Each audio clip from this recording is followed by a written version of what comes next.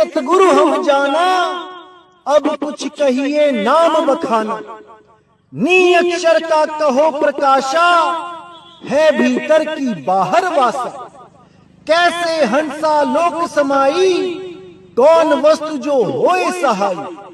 कै परमान वस्तु जो होई, साहिब मोही कहो तुम सोई। तो यहां धर्मदास जी कहते हैं कि पवन भेद तो मैं समझ गया मेरे मालिक, कि पवन से सुरती नहीं लगानी है, पवन तो काल का जाल है। लेकिन अब मुझे कुछ नाम के बारे में भी बताओ, उस धुन के बारे में बताओ। नी अक्षर का कहो प्रकाशा, नी अक्षर के बारे में बताओ, उसकी धुन कैसी होती है भीतर की बाहर वासा, उसका स्थान बताओ कि वो भीतर है या बाहर है। कैसे हंसा लोक समाई, कैसे उस लोक में, उस शब्द में ये हंसा, ये सुरत समाएगा। कौन वस्तु जो होए सहाई, अंत समय में कौन सी वस्तु हमारी सहायता करेगी, कौन सा नाम हमारी रक्षा करेगा। क्योंकि नाम तो बहुत से हैं, धुनें बहुत सी हैं, उस धुन की क्या पहचान होगी जिसको हमने पकड़ना है, जिस धुन का हमने सहारा लेना है, उसकी पहचान क्या होगी, कैसी होगी वो धुन। तो कहते हैं कै परमान वस्तु जो होई, साहिब मोही कहो तुम सोही। कितने प्रमाण पे वो वस्तु होगी, साहिब मोहे कहो तुम सोई। हे साहिब जी मुझे सारा भेद बताओ। तब कबीर साहब कहते हैं धर्मदास मैं भेद बताऊं, संशय तेरो सब ही मिटाऊं। 52 अक्षर मैं संसारा, नी अक्षर सो लोक पसारा। तो कबीर साहब कहते हैं धर्मदास मैं तुम्हें सारे भेद बताता हूं, विदेह नाम का भी भेद बताता हूं और विदेह ध्यान का भी भेद बताता हूं। इन दोनों भेदों को बताता हूं ताकि तुम्हारे सारे संशय खत्म हो जाएं। क्योंकि ये दो भेद हैं, जब तक आप दोनों भेद को प्राप्त नहीं करते आप मुक्त नहीं हो सकते। कौन कौन से दो भेद, एक नाम विदेह, एक ध्यान विदेह। नाम विदेह का मतलब होता है कि वो धुन कैसी है, वो सतनाम की धुन कैसी है। और ध्यान विदेह का मतलब होता है कि ध्यान कहां लगाना है। तो इन दोनों को जब शिष्य को समझा दिया जाता है तो उसके सारे संदेह खत्म हो जाते हैं। जैसे कोई अंधा है, उसको अपने पिता की आवाज का पता है, तो उसके आगे 10 लोग भी बोले बेटा मेरे पास आ जाओ, मेरे पास आ जाओ, अलग अलग दिशाओं में खड़े होके, तो वो अपने पिता की आवाज पहचान के उस तक पहुंच सकता है। अगर वो अपने पिता की आवाज नहीं पहचानता तो वो किसी के भी पास चला जाएगा। इसी तरह दोनों भेद का होना बहुत जरूरी है। अगर ये दोनों भेद आपके पास नहीं है तो आप कभी मुक्त नहीं हो सकते, नहीं हो सकते। तो साहिब कहते हैं धर्मदास मैं भेद बताऊं, संशय तेरो सब ही मिटाऊं। 52 अक्षर मैं संसारा, नी अक्षर सो लोक पसारा। कि ये 52 अक्षरमय संसार है, सब 52 में उलझे हुए धर्मदास, उस नी अक्षर को कोई नहीं जान पाया, कोई नहीं जान पाया। सोई नाम है अक्षर निवासा, काया ते बाहर प्रकाशा। साफ बोल दिया कबीर साहब ने कि सोई नाम है अक्षर निवासा। अक्षर यानी आत्मा, अक्षर यानी अविनाशी, कि केवल उस अविनाशी आत्मा में ध्यान लगाकर ही उस शब्द को प्राप्त किया जा सकता है, उस नी अक्षर नाम को प्राप्त किया जा सकता है। लेकिन उसकी पहचान होनी बहुत जरूरी है, क्योंकि ये मन किसी को नहीं बख्शता, ये जाल फेंकता ही रहता है आखिरी मोमेंट तक कि कहीं तो फंसेगा ये जीव। इसलिए जिसको उस भेद का नहीं पता कि वो धुन कैसी हो रही है, वो कभी मुक्त नहीं हो पाता। तो साहिब कहते हैं सोई नाम है अक्षर निवासा, काया ते बाहर प्रकाशा। वो काया से बाहर है, वो पिंड अंड ब्रह्मांड के बाहर है। ये जो श्वासों का जाप करने वाले हैं, ये तो श्वास पिंड के अंदर चल रही है और ये पिंड के अंदर ही बेचारे सुरत लगा के बैठे रहते हैं। इंगला पिंगला सुषमना में ध्यान लगा के अपना अनमोल जीवन बर्बाद कर लेते हैं।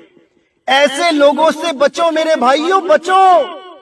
तो साहिब कहते हैं, नाम भेद मैं तुमसे कहूं, धर्मदास तुम निज कर ठहऊ। कि वो नाम भेद, वो नाम विदे की धुन के बारे में मैं अच्छी तरह समझा देता हूं, उसको समझ लो। धर्मदास तुम निज कर ठहऊ, यानी धर्मदास तुम अच्छी तरह उस निज ज्ञान को समझ लो। तौन नाम सुनी हंसा पावे, कहे कबीर सो लोक सिधावे। तौन नाम सुनी, उस नाम को सुनकर जो मैं तुम्हें भेद बताने जा रहा हूं, क्योंकि काल भी कई तरह की धुनें वहां चालू कर देगा। उनमें से जो असली धुन होगी, उसको सुन के जो हंसा पावेगा, वही उस अमर लोक को, उस सत्य लोक को, उस निज रूप को समावेगा। जो उस नाम को नहीं जानता कि उसकी धुन कैसी होती है, वो बाकी काल के अधूरे, काल के जाल में फंस जाता है, वो कभी नहीं निकल पाता। इसीलिए साहिब ने बोला, इन दोनों भेद को अच्छी तरह समझ लो। पहला ध्यान विदे, दूसरा नाम विदे। इसीलिए साहिब ने साफ बोल दिया, नाम विदे और ध्यान विदेहा, दो लख पावे मिटे संदेहा। ये दोनों को लखना पड़ेगा, तभी संदेह मिटेंगे, नहीं तो नहीं। तो साहिब क्या कहते हैं आगे, धरनी आकाश के बाहिरे, योजन 8 परमान, तहां शत्रु तन राखियू, हंसा करे विश्राम। कि धरती और आकाश के बाहर योजन 8 प्रमाण, तहां छत्र तन राखियू, वहां पर तान के रखो सुरत को, हंसा करे विश्राम। ये योजन 8 प्रमाण, ये तब बताया जाता है जब गुरुजी नाम देते हैं किसी भी शिष्य को, तब उसको अच्छी तरह समझाया जाता है कि धरनी आकाश से बाहर योजन 8 प्रमाण क्या होता है। मैं यहाँ पे YouTube पे नहीं बता सकता, लेकिन इसका भेद हम नामदान के वक्त बताते हैं, ताकि कोई संशय ना रहे और उस सुरत को असली ठिकाना मिल सके, वो सार शब्द मिल सके, जहां पे समा के ये हमेशा हमेशा के लिए मुक्त हो सके। तो मेरे भाई, हर चीज को अच्छी तरह समझना है, क्योंकि ये अनमोल जीवन है, इसको ऐसे बर्बाद नहीं करना किसी के पीछे। कोई भी दिक्कत आती है, मुझे मैसेज कर सकते हो, फोन कर सकते हो, ये दास आपकी हमेशा मदद करने के लिए बैठा है। कहीं भी कोई भ्रम आता है, आप मुझसे पूछिए, आपको हर चीज क्लियर की जाएगी, हर एक चीज। लेकिन हमेशा सावधान रहें इन काल के दूतों से, जो आपको अधूरा ज्ञान दे, जो आपको भ्रमित करे। हमेशा इनसे बच के रहो और इनको भी समझाने की कोशिश करो कि वो कहां गलती कर रहे हैं। तो इसी पवन के जाल को साहिब ने और गहराई से समझाने की कोशिश करी है। आइए देखते हैं क्या कहती है वाणी। तो साहिब कहते हैं, 36 नीर 85 पवना, तासो रची सकल की भवना। यह हो भेद काल को दीना, नाम जो एक गुप्त हम कीना। नाम भेद जो पावे सांचा, सोई जीव काल सो बाचा। यानी 36 प्रकार का नीर और 85 प्रकार की पवन से ये सृष्टि बनाई है। यह हो भेद काल को दीना, नाम जो एक गुप्त हम कीना। कि यह भेद काल को नहीं दिया हमने और उस एक नाम को गुप्त रखा। नाम भेद जो पावे सांचा, सोई जीव काल सो बाचा। कि जो उस नाम का भेद पा जाए, सांचा यानी सच्ची धुन के बारे में जो जान जाए कि वो सच्ची धुन कैसी हो रही है, वो काल के जाल से बच जाएगा। सार शब्द जो जान ही, सो जई है भव। यहां पे गीत लिखा है, यहां पे जीत होना चाहिए। सार शब्द जो जान ही, सो जई है भव जीत। ना तो जमपुर जाएंगे, कठिन काल विपरीत। कि जो 4 शब्द की धुन को जान जाएगा कि वो धुन कैसी हो रही है, वो इस भवसागर को पार कर जाएंगे।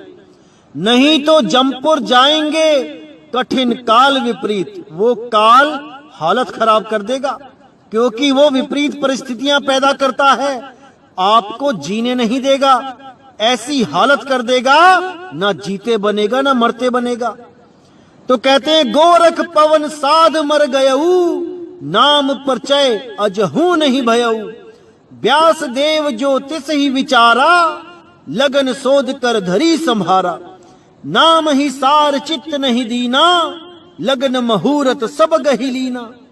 यानी गोरखनाथ भी पवन को साध के मर गए, यानी पवन में ध्यान लगा के पवनों का जो सिमरण किया, उसी में सारी उम्र बर्बाद कर दी, क्योंकि वो परमात्मा पवन से नहीं मिल सकता, इन श्वासों के जाप से नहीं मिल सकता, वो इनसे न्यारा है, न्यारा। तो साफ बोल दिया गोरख पवन साध मर गयऊ, नाम परिचय अजहू नहीं भयऊ। नाम का परिचय उनको हो ही नहीं पाया। अब कुछ लोग सोचते हैं कि गोरखनाथ, कबीर जी, नानक जी, दत्तात्रेय, ये सब एक ही रूप हैं, एक ही परमात्मा है। नहीं मेरे भाई नहीं, ये सब अलग अलग हैं, इसको समझ लो अच्छी तरह। कई लोग बाणी बोलते हैं नानक गोरख दत्त कबीरा, 4 नाम पर एक शरीरा। ये बिल्कुल गलत है मेरे भाई, बिल्कुल गलत है। गोरखनाथ तो ज्ञान समझ ही नहीं पाए थे, उन्होंने तो जन्म बर्बाद कर लिया है। तो कहते हैं गोरख पवन साध मर गयऊ, नाम परिचय अजहू नहीं भयऊ। व्यास देव ज्योतिष ही विचारा, लगन शोध कर घरी संभारा। जो व्यास देव थे वो ज्योतिष में विश्वास करते थे, लगन में ही उलझे रहते थे। वो कभी इंगला, कभी पिंगला, कभी सुषमना को ही देखते रहते थे। नाम ही सार चित्त नहीं दीना, लगन मुहूर्त सब गही लीना। नाम में, सार नाम में उनका चित्त लगा ही नहीं, वो जान ही नहीं पाए, और लगन मुहूर्त में ही सारा जीवन बर्बाद कर दिया। लगन मुहूर्त सा दिया, कर्म का भात बनाए, भरम टरे सतगुरु मिले, तब ही लोक को जाए। यहां पे भीत लिखा है, यहां पे भात यानी चावल बना दिया, उसका भोजन बना दिया लगन मुहूर्त का, लेकिन भरम नहीं टरा, सतगुरु नहीं मिले, और वो सतलोक को, अपने निज स्वरूप को प्राप्त नहीं कर पाए। इसीलिए साहिब ने बोला श्वासा सिमरे घड़ी विचारे, लगन तत्व में राखे।